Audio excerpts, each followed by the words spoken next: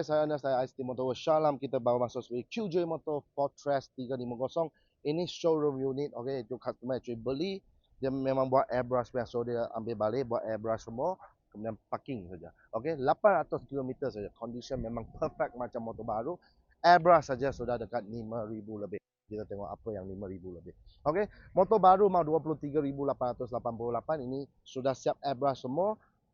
Display showroom unit 20,000, you jimat 3,000 lebih, kemudian jimat dia punya airbrush, jimat dia punya aksesori, you jimat dekat 10,000 juga. Okey, 2025, mileage 800 km, ada warranty kilang lagi. Okey, nombor satu dia airbrush full body lah.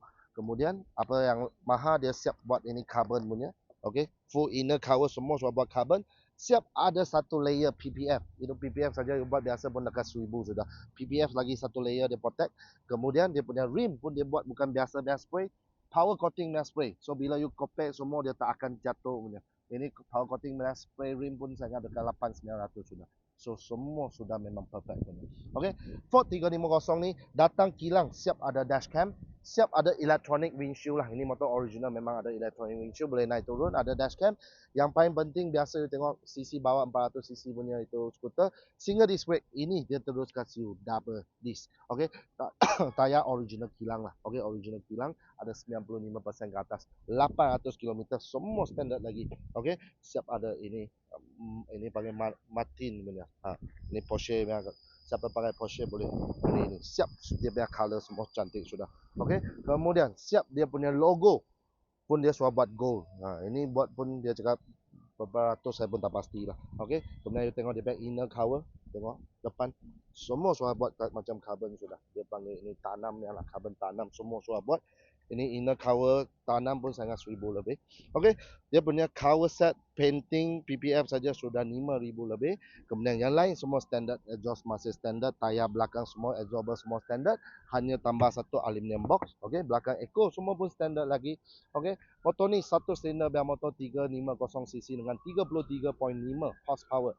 Top speed dia lebih kurang dalam 160 km/h. Kemudian ini motor dia pakai kunci pun boleh, pakai kad pun boleh, dua function. Kalau tak biasa keyless biar orang pakai kunci biasa. Okey, kalau guna kad pun boleh, you touch 5 saat dia akan buka. Okey, belakang seat pun main besar, bawah seat pun main besar. Oh yo, dia punya baju. Ini baju semua pun ada lagi. Ini nanti kasih buang sajalah. Okey, original punya buku semua pun ada. Dalam pun sudah tambah satu cover. Okey, ini boleh cuci punya. Okey, kemudian kalau you tak ada tambah guna kunci, you guna kad saja, touch sekali dia sudah on. Okey, dia siap ada lagi satu phone holder, siap ada TFT meter, siap boleh connect you punya phone, tengok GPS sekali ini model. Okey, mileage dia sekarang berapa? Sekejap, saya tengok 829. Okey, guarantee original mileage, siap inner carbon cover, siap ada PPF, ini screen protector pun dia sudah tampak.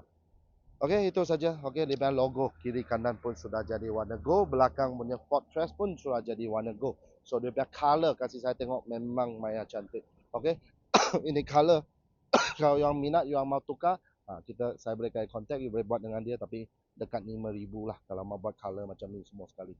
Okey, jom kita start tengok ini QJ Motor Fortress 350. Bunyi dia macam mana. Engine condition memang perfect lagi, warranty kilang lagi setahun macam tu lagi.